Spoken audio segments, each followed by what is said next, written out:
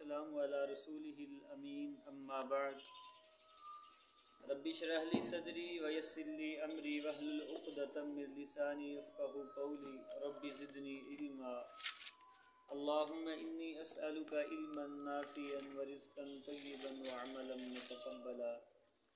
طلبۃ العلم، ہم نے پچھلے سبق میں مراتبے صحیح پڑھے تھے کہ کتب احادیث کے لحاظ سے صحیح کے کون کون سے مراتب ہیں، جن میں سے 6 امام بخاری اور امام مسلم رحمہ اللہ ان کے پاس تھے اور ایک دیگر محدثین رحمہم اللہ اجمعین کے پاس تھا۔ آج ہم پڑھیں گے اسباب طعن، اسباب الطعن، وہ اسباب جن کی بنا پر کسی راوی کی حدیث ضعیف بن جاتی ہے، ایسے اسباب جن کی بنا پر راوی کی حدیث ضعیف ہو جاتی ہے۔ ان میں سے 5 کا تعلق راوی کی عدالت سے ہے اور 5 کا تعلق راوی کے ضبط سے ہے۔ جن 5 کا تعلق راوی کی عدالت سے ہے ان میں ایک ہے کذب، اسی طرح جھوٹ کی کسی پر تہمت ہو تو اسے کیا کہتے ہیں، ہم نے پڑھا ہے متہم بالکذب جی۔ تیسرے نمبر پر ہے جی فسق، بدع اور الجہالہ، جسے مجہول وغیرہ کہہ دیتے ہیں۔ اور جن 5 کا تعلق راوی کے ضبط سے ہے ان میں سے ہے فحش الغلط، شدت الغفلہ۔ دوسرا سے بتانا جن کا تعلق راوی کے ضبط کے ساتھ ہے۔ اسباب طعن ٹوٹل کتنے ہیں؟ 10۔ 5 کا تعلق راوی کی عدالت سے ہے، 5 کا تعلق اس کے ضبط سے ہے۔ جن 5 کا تعلق ضبط سے ہے ان میں سے پہلا ہے جی فحش الغلط، دوسرے نمبر پر شدت الغفلہ، وہم، مخالفت ثقات، سوء حفظ۔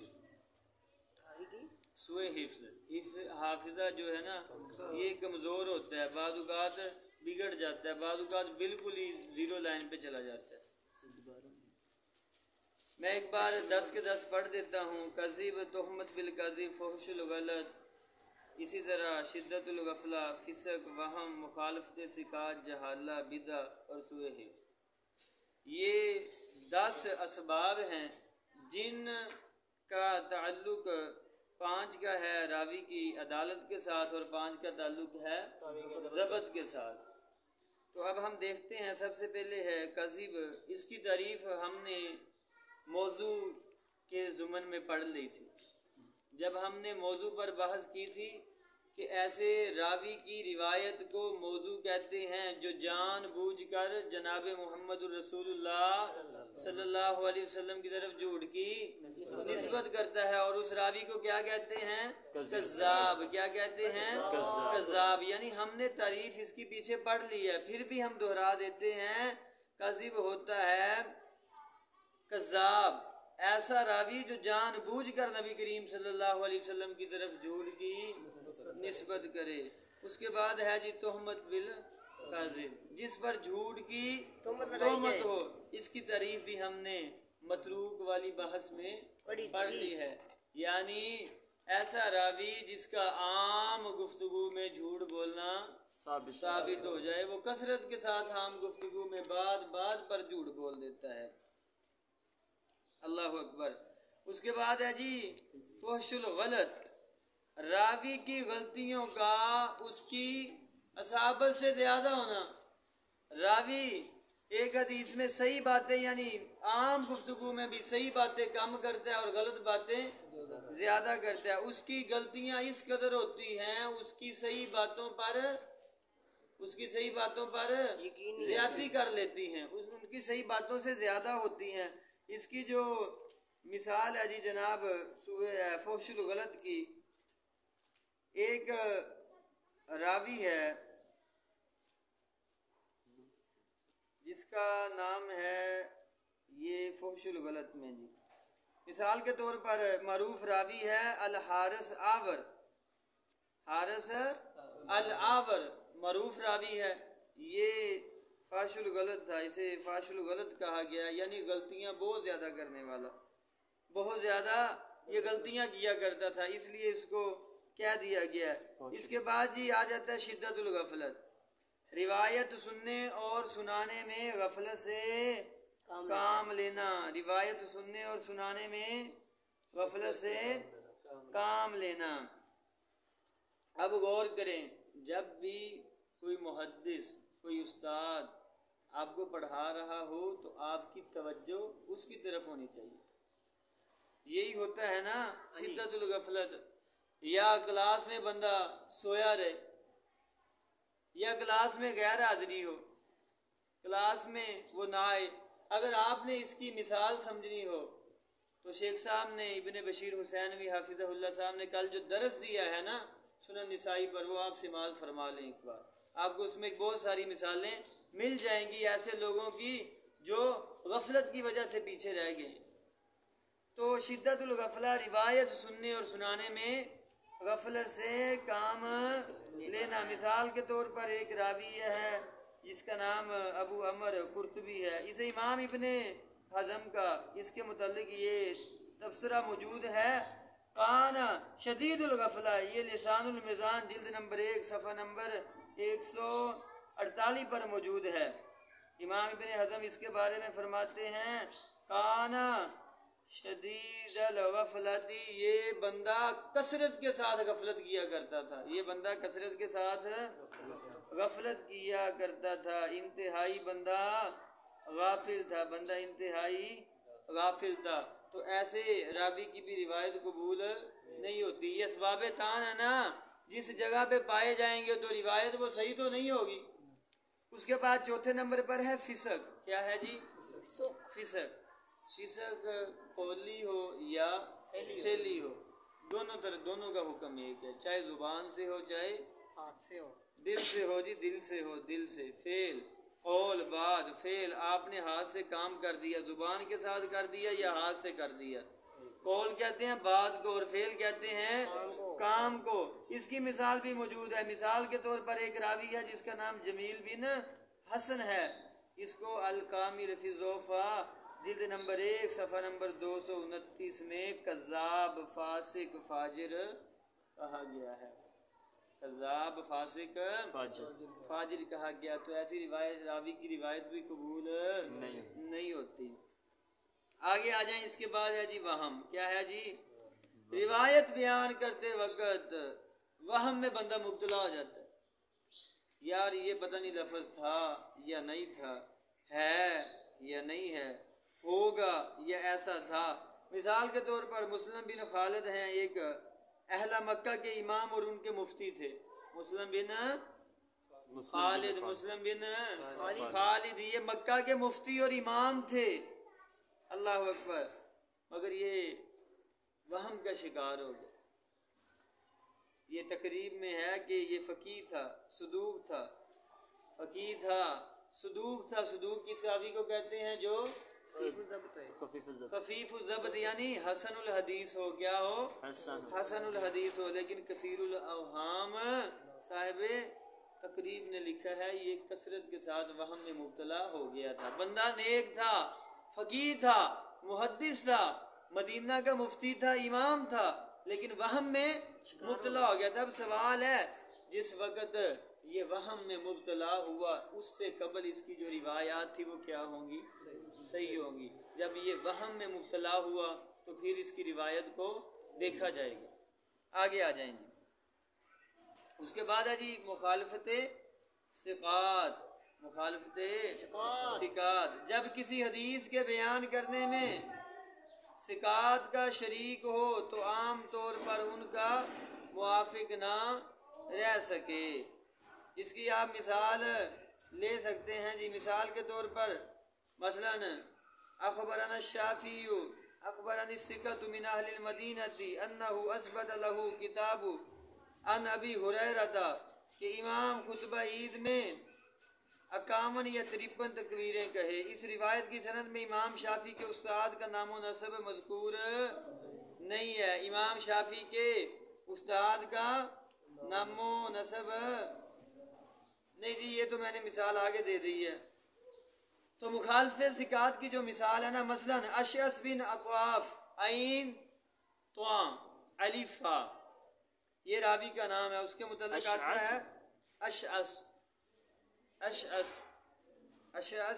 بن اطواف کے متعلق آتا ہے یخالف الثقات فی الاسانید، یہ ثقات کی مخالفت کرتا تھا سندوں میں.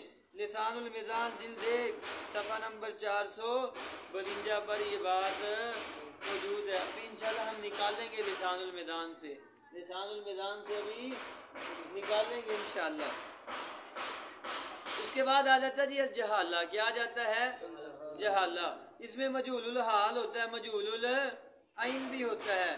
اس کی تعریف ہو گئی ہے جہالت، کسی راوی کی ذات یا اس کے حالات کے متعلقہ جر و تعدیل کا معلوم نہ ہونا.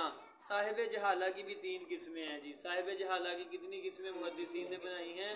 3. یعنی ایسا راوی جس کے متعلق جر و تعدیل معلوم نہ ہو، اس کو کیا کیا دیتے ہیں؟ مجہول راوی. کیا دیتے ہیں جی؟ جہالہ کی سب سے پہلی جو قسم ہے یہ ہے جی المبہم. کیا ہے جی؟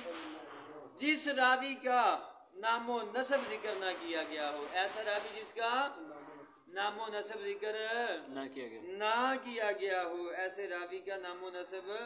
جیسے بندہ کوئی کہہ دے اخبرنی الثقہ، تو مجھے کسی ثقہ نے خبر دیا. وہ کون تھا ثقہ؟ اب وہ ثقہ کون تھا ہمیں تو معلوم نہیں ہے نا. مثال کے طور پر میں کہتا ہوں مجھے کسی ثقہ بندے نے یہ بات بتائی ہے، لیکن آپ کو تو معلوم نہیں وہ ثقہ کون ہے. جب تک میں نہیں یہ کہوں گا کہ میں نے سمیعت فلانا، میں نے فلاں سے سنا، سمیعت عبداللہ ابن رفیق، میں نے عبداللہ بن رفیق سے سنا، میں نے اپنے فلاں استاد سے سنا، تو اس وقت تک بات واضح نہیں ہوگی. تو اس کی مثال ہے اشعث بن اطواف کے متعلق آتا ہے یہ امام شافعی کہتے ہیں اخبرنا الشافعی اخبرنی الثقۃ من اہل المدینہ انہ اثبت لہ کتاب عن ابی ہریرہ تھا کہ امام خطبہ عید میں 51 یا 53 تکبیریں کہیں. یہ بہقی کی روایت ہے، لیکن یاد رکھیں اس کی سند میں امام شافعی کے استاد کا نام و نسب مذکور ہے.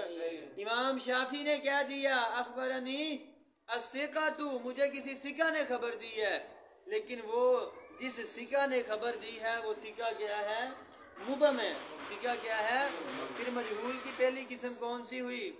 جی ہاں فجی، کیڑی قسم ہوئی؟ مجہول کی پہلی قسم. جہالہ کی پہلی قسم کون سی ہے؟ مبہم، المبہم. اس کے بعد ہے جی مجہول العین. مجہول العین جس سے روایت لینے والا صرف ایک شخص ہو، جس سے روایت لینے والا صرف ایک شخص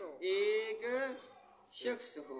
مثال کے طور پر ایوب بن خالد بن ابی ایوب انصاری حدثہ عن ابی عن جدہ ان رسول اللہ قال، یہ صحیح ابن خزیمہ کی روایت ہے. نکاح کے پیغام کو پوشیدہ رکھو اور استخارہ کرو. اس کی سند کے بارے میں علامہ اللہ اکبر محدث ناصر الدین البانی رحمت اللہ علیہ کہتے ہیں ایوب بن خالد ضعیف ہے اور اس کا باپ مجہول العین ہے.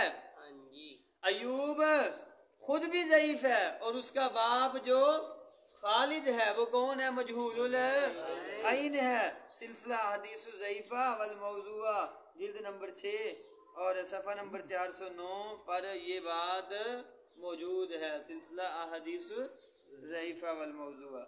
آپ کو بات سمجھ آ رہی ہے جی؟ بات سمجھ آ رہی ہے نا؟ جہالہ کی کتنی قسمیں ہیں؟ 3. سب سے پہلے مبہم. مبہم کی تعریف ہوئی، مبہم کی مثال ہو گئی ہے. اس کے بعد دوسرے نمبر پر کیا ہے؟ مجہول العین.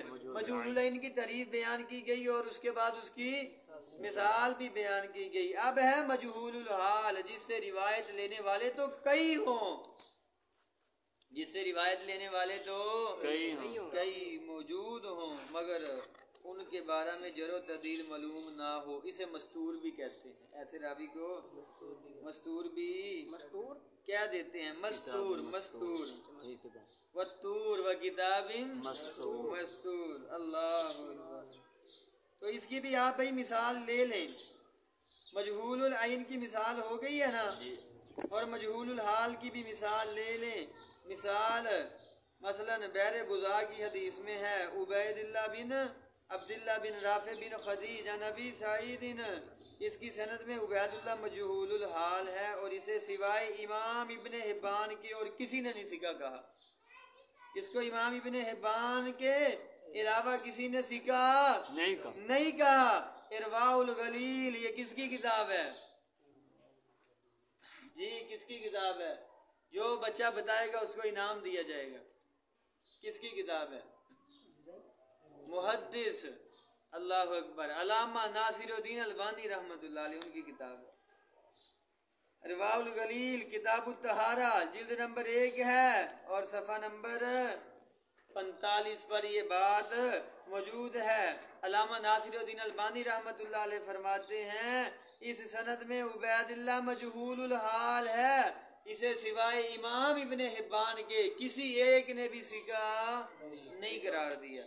بات سمجھ آ رہی ہے؟ تو پھر مجہول کی کتنے، جہالہ کی کتنی قسمیں ہوئی آپ جی؟ کون کون سی؟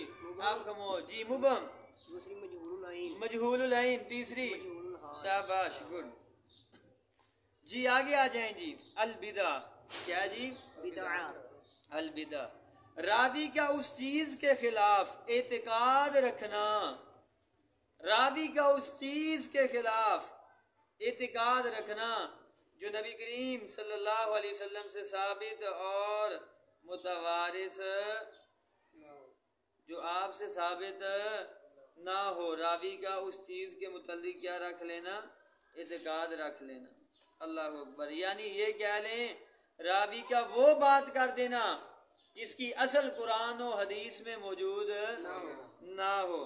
اللہ اکبر، اس کی بھی آپ مثال لے سکتے ہیں جی، مثلا یہ کہ قرآن کریم مخلوق ہے، یا سیدنا ابو بکر عمر رضی اللہ تعالیٰ عنہ خلیفہ راشد نہ تھے، یا یہ عقیدہ رکھنا کہ اللہ عز و جل نے سیدنا علی میں حلول کیا وغیرہ۔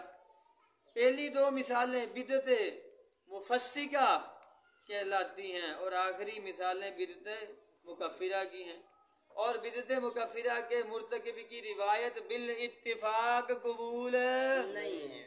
ایسی بدعت جو بندے کو اسلام سے خارج کر دے، اس بندے کی روایت قبول نہیں ہوگی، اس بندے کی روایت قبول نہیں ہوگی۔ یہاں البدع میں بات یاد رکھیں، بدعت کی بھی کتنی قسمیں ہیں؟ دو۔ کون کون سی؟ مکفرہ، مفسقہ اور مکفرہ۔ اللہ اکبر، تو آپ کو یہ بات سمجھ آ رہی ہے نا؟ یعنی راوی کا وہ بات کر دینا جس کی اصل قرآن و حدیث میں نہ ہو۔ مثال سے بات سمجھ لیں، مثال کے طور پر کوئی راوی کیا دیتا ہے کہ قرآن اللہ کا کلام نہیں ہے، قرآن مخلوق ہے، یا یہ کوئی بندہ کیا دیتا ہے کہ جناب ابو بکر عمر رضی اللہ تعالیٰ عنہ یہ خلیفہ مسلمانوں کے نہیں ہے، یا یہ کوئی بندہ عقیدہ رکھ لیتا ہے کہ اللہ تعالیٰ نے جناب علی المرتضیٰ میں حلول کیا، تو یہ بدعت والی باتیں ہیں نا۔ جو بندہ بدعت مکفرہ کا مرتکب ہے، ایسے بندے کی روایت محدثین بالاتفاق قبول نہیں کرتے۔ آگے آ جائیں جی، اللہ اکبر اللہ۔ اس کے بعد آ جائے گا جی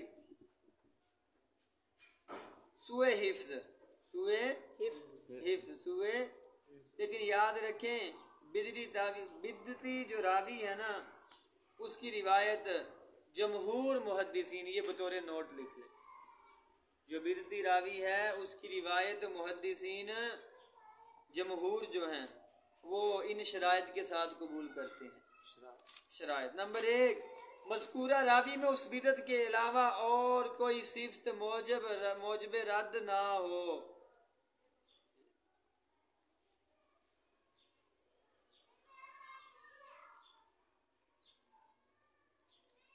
نمبر 2، بدعت کا داعی نہ ہو، راوی بدعت کا داعی نہ ہو۔ نمبر 3، جس روایت کے بیان کرنے میں وہ متفرد ہے، اس کے بدعتی، اس کی جو بدعت ہے اس کی وہ عقیدے کی روایت مؤید نہ ہو، اس کی عقیدے کی روایت مؤید یہ عقیدے کے بارے میں نہیں لی جائے گی بات. جی جی.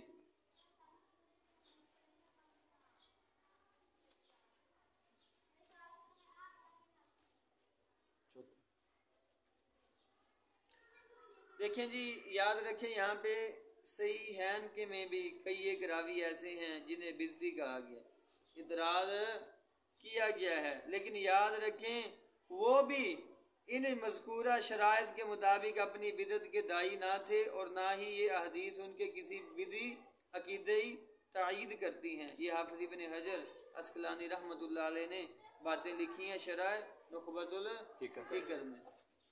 تو بات آپ کو سمجھ آ گئی ہے؟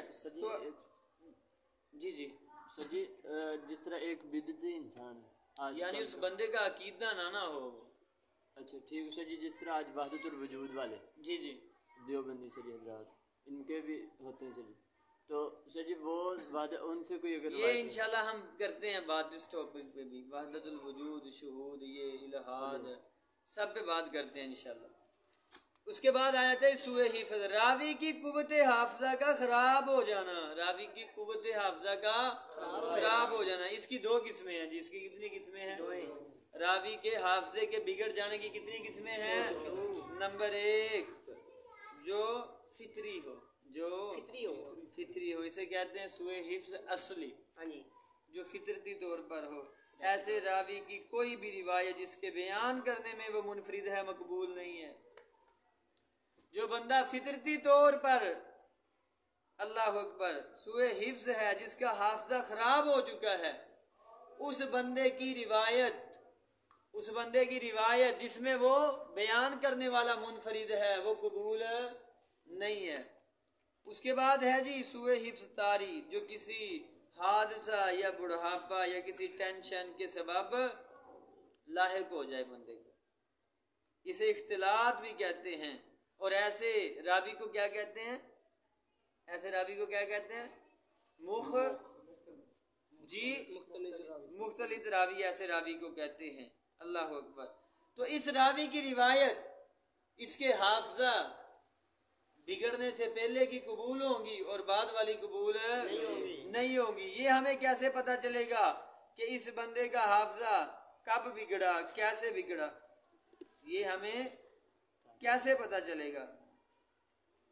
مثال کے طور پر مثلا ایک راوی ہے ابو بکر بن عیاش رحمہ اللہ، یہ محدث ہیں، صحیح بخاری کے رجال میں سے ہیں، مگر جب یہ بوڑھے ہو گئے تھے نا تو ان کا حافظہ کمزور ہو گیا تھا. البتہ ان کا کتاب سے روایت کرنا بالکل صحیح ہے، تقریب التہذیب میں یہ بات موجود ہے. ابو بکر بن عیاش کا اپنی کتاب سے آخری عمر تک بیان کرنا کیا ہے؟ درست ہے. کیا ہے جی؟ درست ہے، بالکل درست ہے. تو ہمیں کیسے پتہ چلے گا یہ روایت اختلاط سے قبل کی ہے یہ بعد کی؟ ہم اس استاد کے، اس محدث کے شاگرد دیکھیں گے، اس سے بیان کرنے والے کون کون ہیں، اختلاط سے قبل کون روایت کرتا ہے، بعد میں کون کرتا ہے. اللہ اکبر.